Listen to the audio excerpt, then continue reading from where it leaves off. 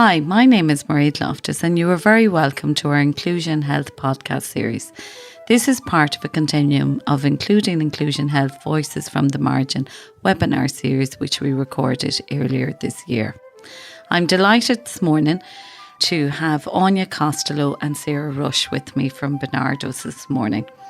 Áine is National Coordinator for the Childhood Domestic Abuse Project at Barnardos, and Sarah is Child and Youth Participation Project Worker with Barnardos. Áine and Sarah, thank you very much for joining us. I've been reading about the project and it is extremely interesting and the child's voice comes out very strong in it. Áine, can you tell us about your project? Yeah, and thanks very much for having us on the podcast today, Mairéad. So the project is called the National Childhood Domestic Abuse Project with Barnardos, and it was established in 2019 in partnership with TUSLA and more recently with COON, the new statutory agency for domestic violence in Ireland. And we're established to, I suppose, at its core, to raise the visibility of children and young people as victims of domestic violence and abuse in their own right. At the start of the project, I suppose, a natural step emerged very early on in to hear from children and young people themselves, well, what does domestic violence and abuse look like to them?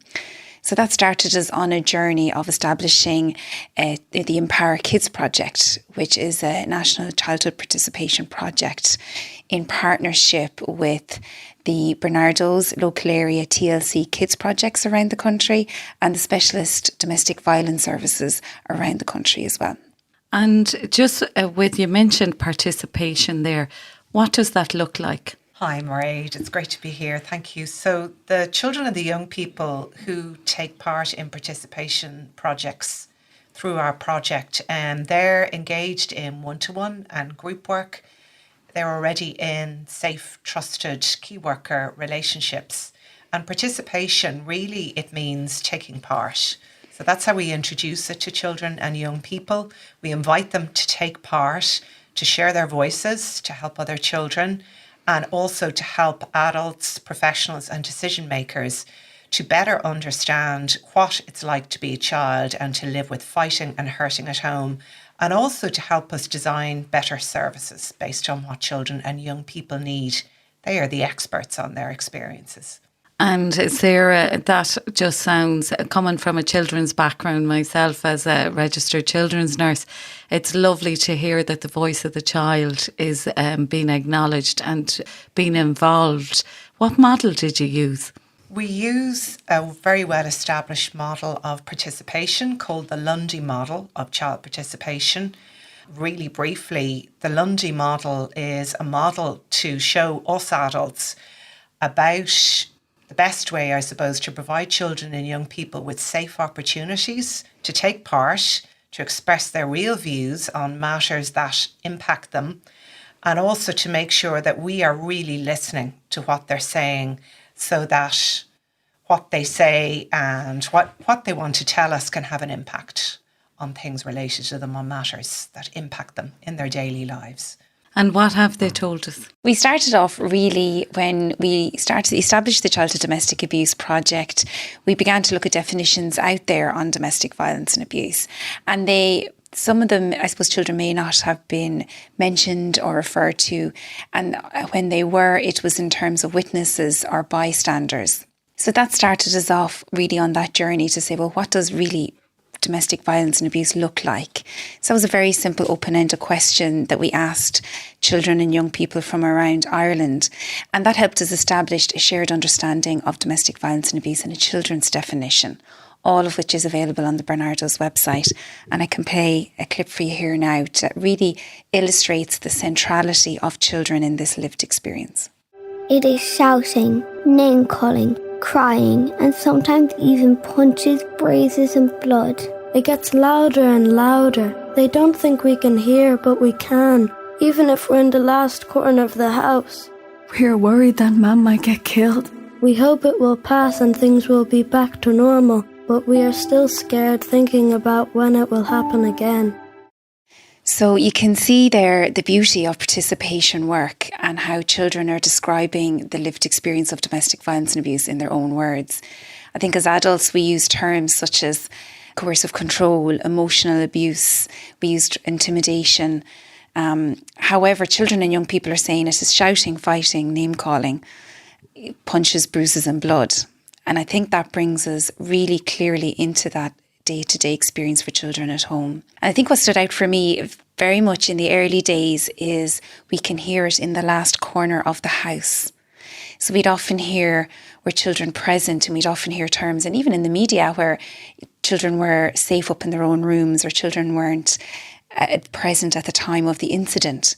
So I think what this definition of children are telling us is that this is not an incident, it's a pattern of behaviours.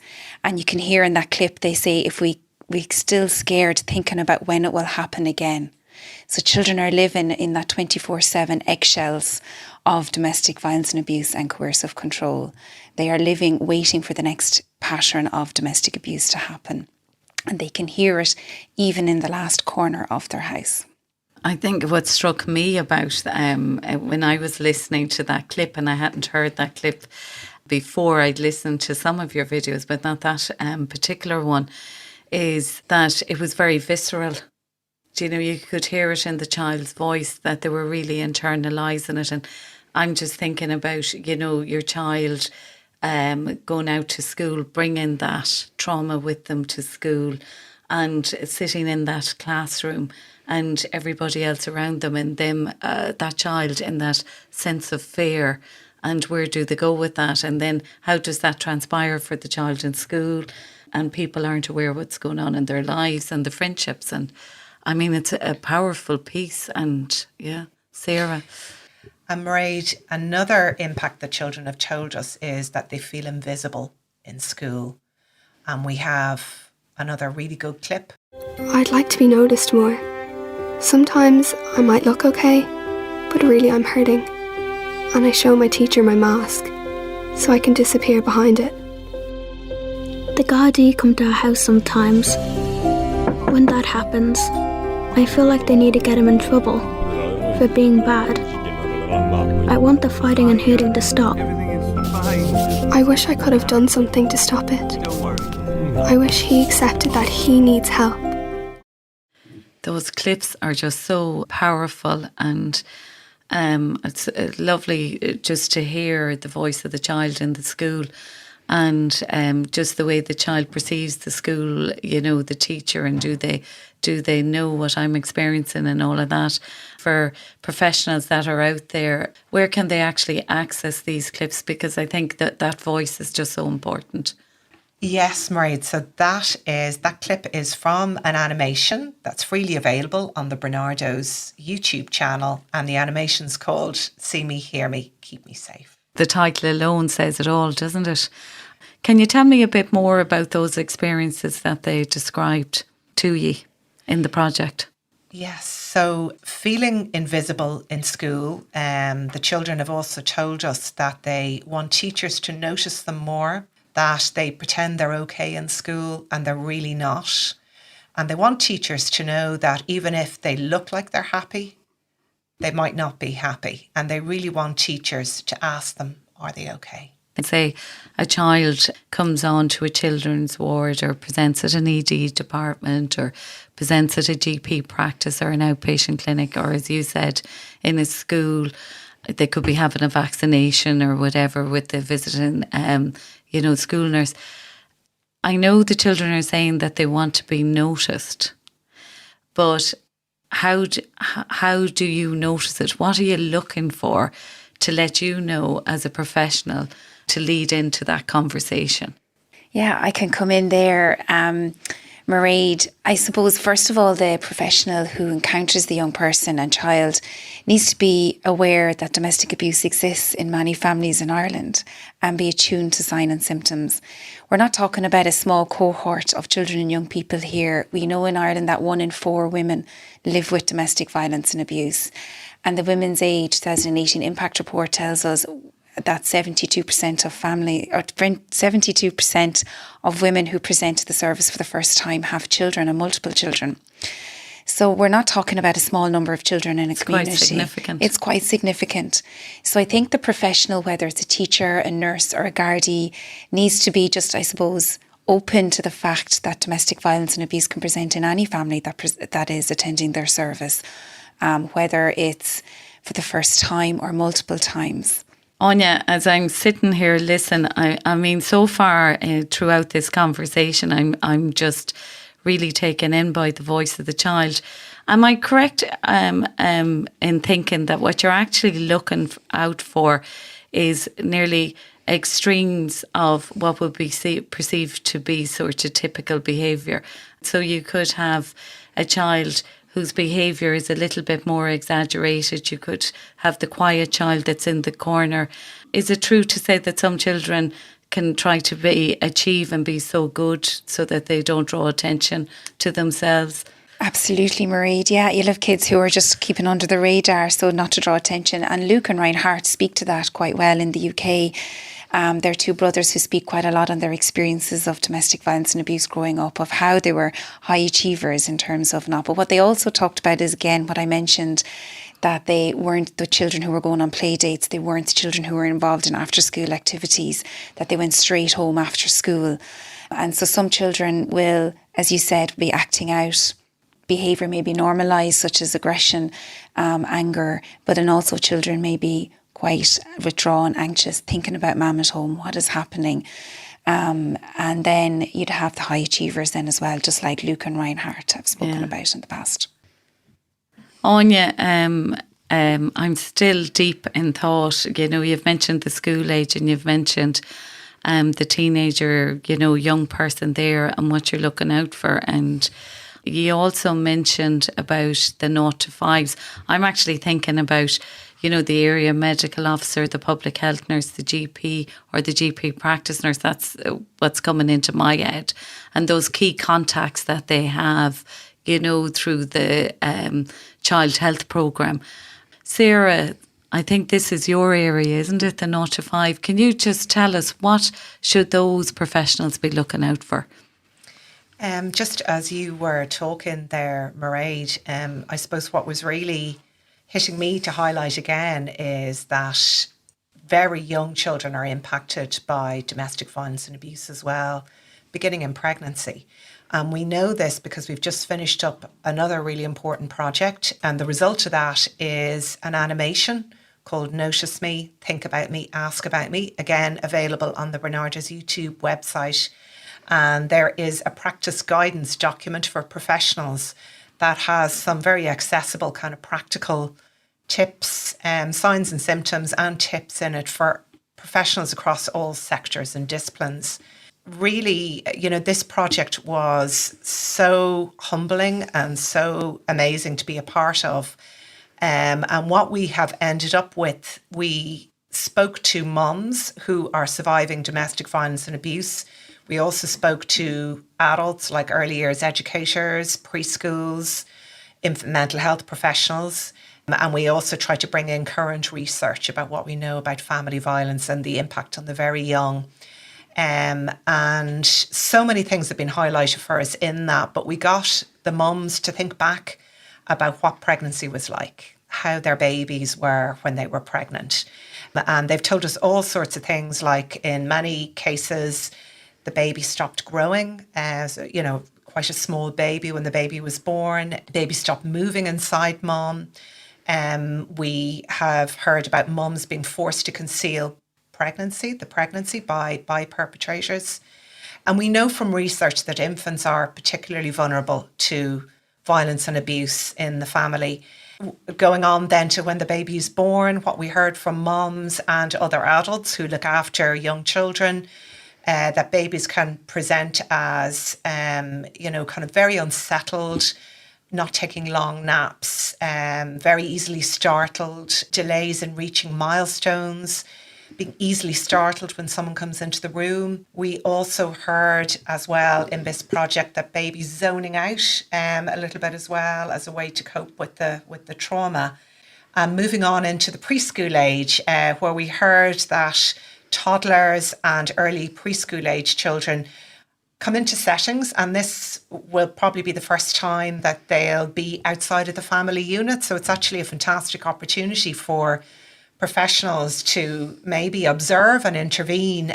So we hear that toddlers screaming when they're separated from the non-abusing parent, being a poor sleeper, when they're going into preschool, not having the same language, not having the same level of language as their peers, delays in reaching milestones, being hypervigilant, their play is impacted. Some early years educators told us that some children don't engage in imaginary play, whereas others play about what's happening at home over and over and Isn't over that again. very interesting that they don't engage in, like, children that are experiencing coercive violence, Yes. not engaging in imaginary play? Yes.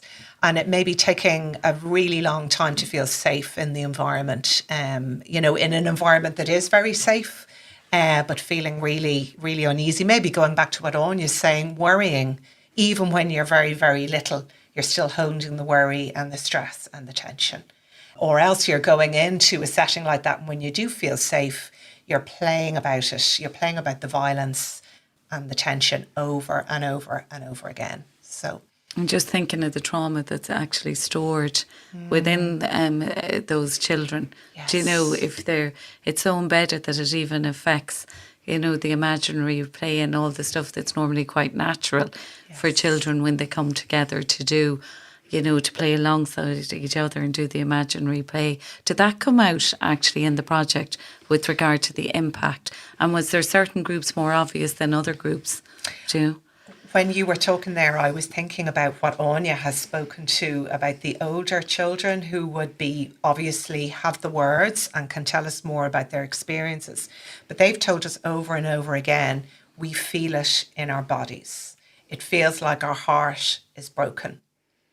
We can feel it in our bones. So that's an older child articulating what the younger child also feels, but doesn't have the language. Yeah, doesn't have the words. Yeah.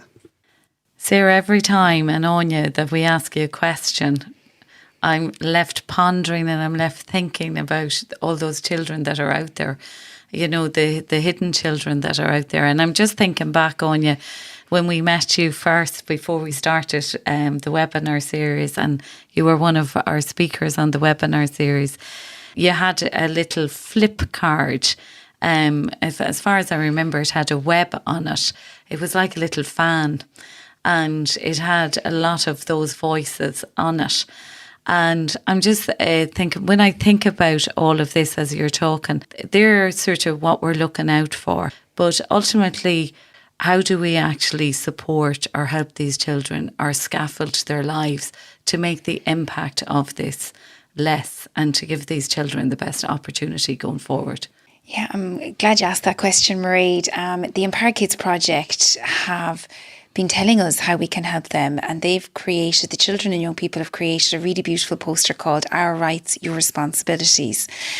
And that's responding to childhood domestic violence and abuse. So it has 20 key messages for professionals that I think is the essence of a trauma-informed response on a poster.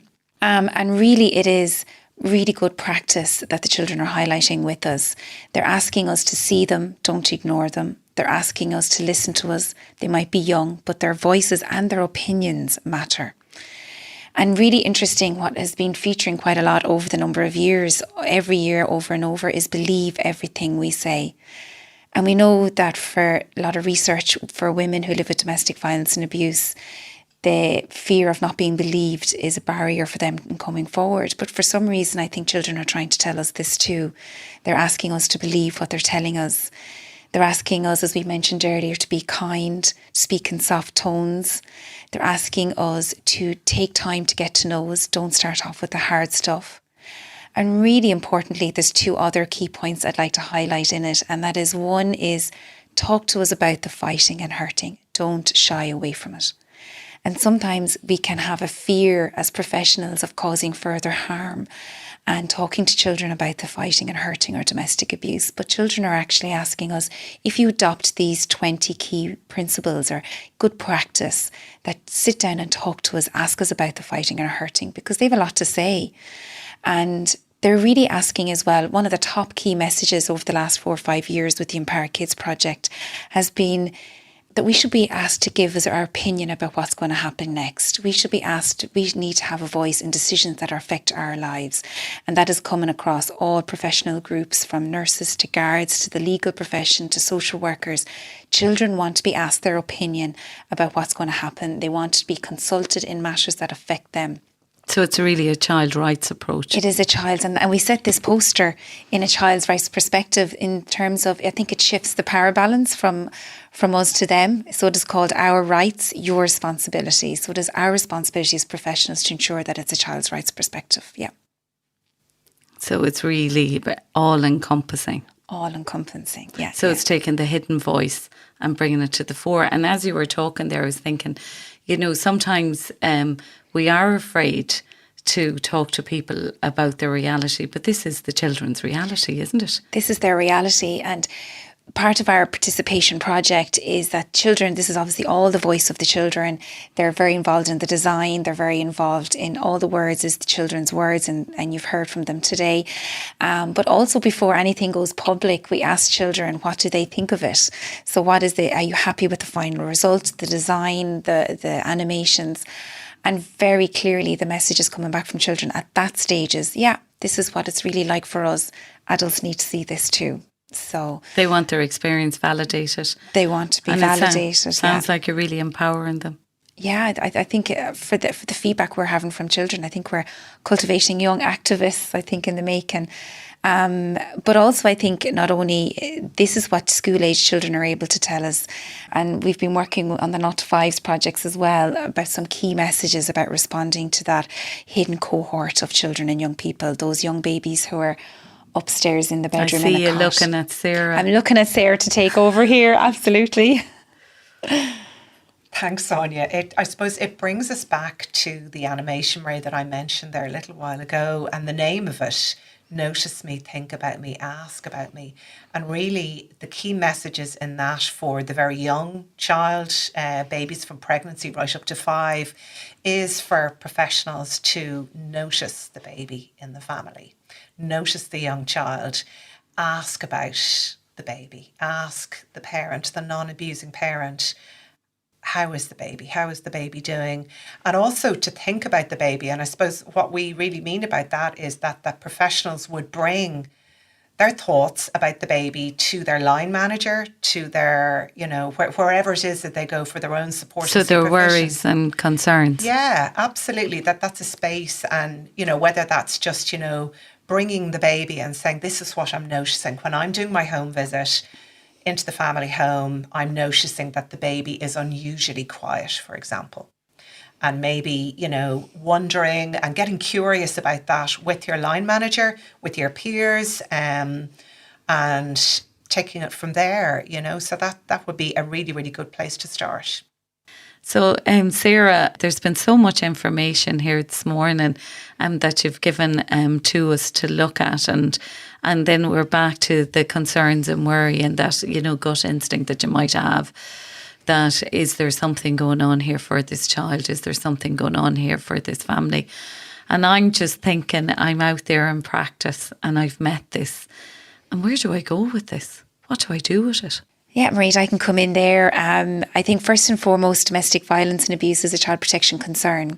And your local Tusla Child and Family Agency office is your first port of call.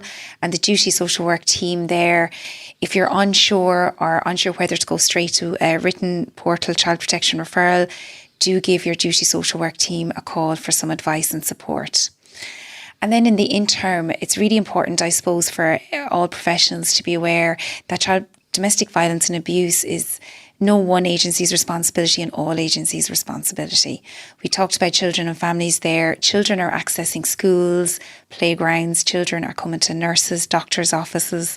They're in local area services every day of the week. So it is really important for a professional to make themselves aware of who are the support agencies in their local area. So that may be the Gardaí, get to know your Gardaí, your social work team, your duty social work teams, who are they?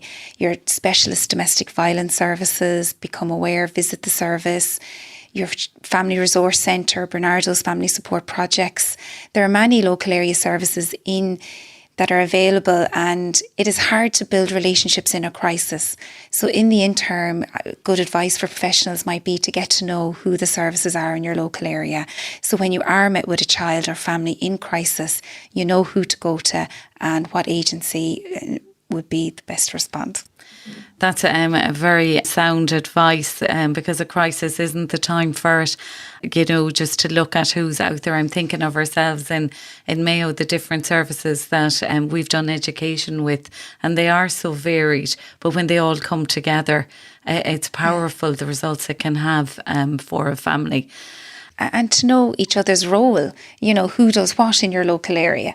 And if COVID has taught us anything over the last number of years, is the importance of relationships and building the relationships with your professionals, with your local area services, which is a really important part of responding to domestic violence and abuse. So put a face to the name. Put a face to the name and have a cup of coffee. Build those relationships. So when you are met with a family in crisis, you know who to go to and where to turn. Because that family can't afford people to be searching out the names. They need that support pretty rapidly. Yeah, and what research also tells us is that first person that family chooses to disclose maybe or to come to for support, that first response is quite important. So for a professional to know where to go to, how to react, how to respond. So like what the children are telling us, to believe what the people are saying, the families are saying, to listen, to talk in a calm voice, to hear what they have to say and involve them in those decisions. Give them that safe space to talk about what has happened in their families, and then know where to go to for that expertise. And is there a case also that the professional needs to be mindful of the safety of the family and the safety of the children when they're coming to do the support? Yeah, and that's the risk management, that's part of it, and not to overcomplicate it. That's why it's really important to come back to those in your local area who have that expertise, such as the Gardaí, your local specialist domestic violence service, your family support service, such as Barnardos or FRCs, who deal with families, who engage with families on a daily basis who live with domestic violence and abuse, and may be able to offer some support in managing that risk. But your first port of call, as we mentioned already, is TUSLA. It's a child protection concern, and your duty social work team are available there for support and advice at any time. I seem to be starting every question on this podcast that you have me thinking and pondering. But I was thinking back there to one of the resources that you have on YouTube with this project on the Barnardos YouTube.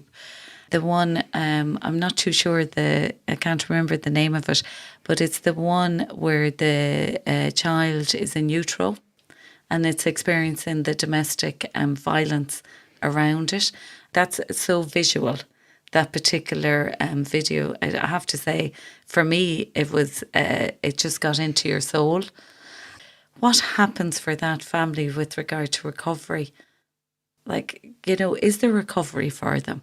Or is that recovery different to what we would often think about in healthcare as curative? Is it different? Children and families are naturally resilient in many cases, so negative outcomes are not inevitable. I suppose a really important thing to remember is that to support the non-abusing parent to sort of let go of their feelings of guilt around not being a good enough parent. I allowed this to happen in the family. Am I good enough? So it's kind of building up their confidence and capacity again, providing lots of opportunities to really sort of build that parent-child relationship again, to support them to recover together, to play, to feel safe, to experience delight and joy in each other again. All of those things are very, very important for recovery.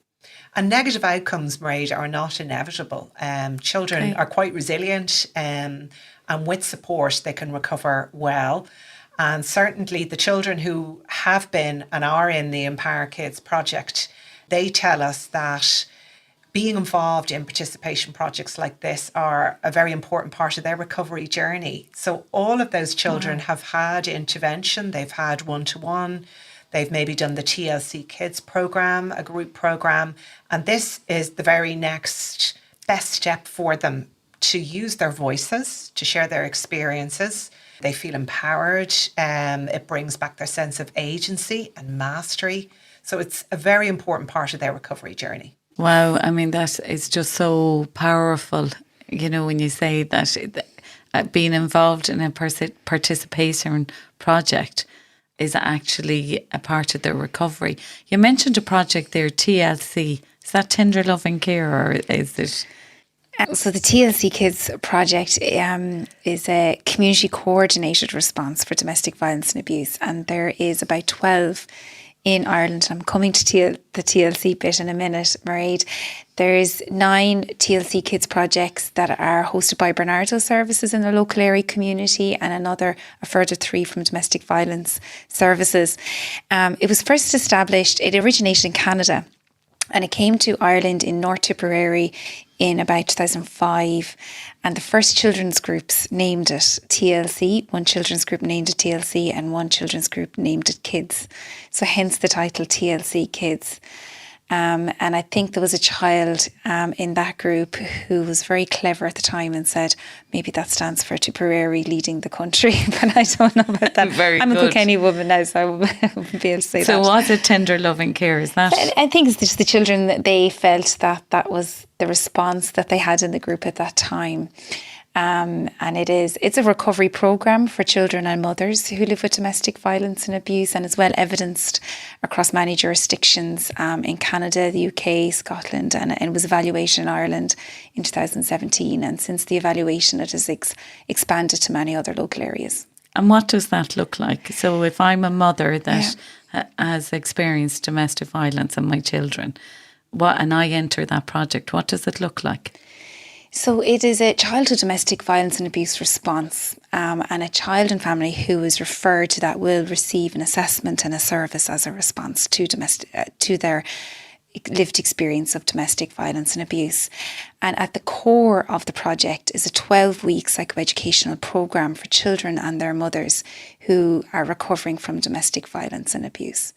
So the 2 groups happen simultaneous. The mums participate in a group maybe on a Tuesday morning, and then maybe on a Wednesday afternoon or Wednesday morning, the children's participate in a group. They have the same theme each week over the 12 weeks so that the mums are prepared to support their child for their session that is happening later on in the week. And it is well evidenced for the recovery. It has improved outcomes for mums and children, improved engagement in their communities. Children have said that they realise that it's not their fault. Brilliant. Domestic violence and abuse, they've realised that they're not the only child. Being part of a group is a huge part of the recovery journey for children. To sit there in week 1 and to hear other children and young people name similar experiences is very powerful for the journey of healing for children and young people. They've learned that it's okay to talk about their feelings. They've learned ways to manage anger and solve problems. And then a really lovely outcome is that it enhances that mother-child relationship. So domestic violence and abuse and coercive control can target that mother-child relationship. The TLC Kids project brings the mothers and children on a journey together of recovery so that they're able to talk about their experiences, they're able to talk about process those experiences together and move forward as a family together and access kind of community supports, education supports, and move beyond what has happened in their family in a therapeutic way. I love the Tipperary bit with TLC, but that project and that recovery pathway for the parent and the child just sounds absolutely fabulous, and bringing that whole attachment back in together. And just as you've been talking this morning, Sarah, you talk about the non-abusing parent.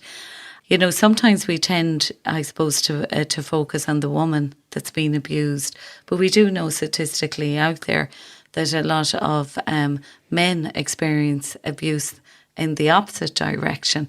So what happens we'll say, for a father who's experiencing that abuse with their children? Or can you talk to me a little bit about that? Yeah, I'm really glad you asked that question, Mairéad. And we have used gender neutral terms earlier on in this podcast, saying non-abusing, and it is a gendered issue. So more frequently, it is the mother who is the victim of domestic violence and abuse. But we do know that dads are victims of domestic violence and abuse in their own right. And for dads who are victims of domestic violence and abuse, for the local TLC kids projects, I'd urge a professional to send in a referral and allow the local area coordinator to assess the needs of those children and that dad, and to access support through the local area support, such as Barnardos Family Support Project. There's also many services such as Men's Aid, National Helpline, Offaly Domestic Violence Service, OSS in Cork. There's many. MEND also provide a lot of services to dads who are victims of domestic violence and abuse. I wish he could see that he is at fault. I wish he could put himself in our shoes. I try to keep Sean safe in our room, and we talk about the things we wish for. We wish that people would be kind to us, because we feel the pain too. We carry the feelings in our hearts. We want people to listen to us and believe what we say. We want people to tell us it's not our fault. So as you can hear there from the clip, that in this video, the offending parent feature very prominently in the lives of children, and we can't separate the dad, the mum and the child from each other. So it's very important when responding to children that we take that holistic approach and that family approach of the child and their parents. And what the children are telling us in the Empower Kids project is many of them are telling that they love their dads, but it's very confusing because they don't often like how he behaves. So for children and young people, we try and separate, for the children, especially in TLC kids, we try and separate the dad from their behaviour, so that it's okay for them to love their dads, but not like how he behaves in that pattern of coercive controlling behaviour on a daily basis. So thank you, Áine and Sarah. And I'm going to leave the podcast on the words of the child, because to be honest, I'm quite speechless with all that they have brought to the table and all that they have said. So I'm speechless. Thank you.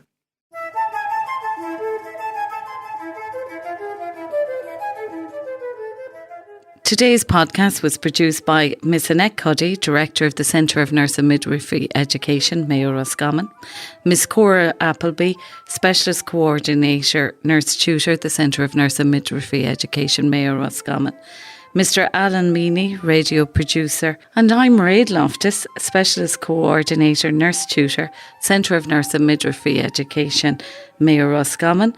We look forward to welcome you to our next episode, and you can follow progress of the podcast series on X at CNME Mayo Ross.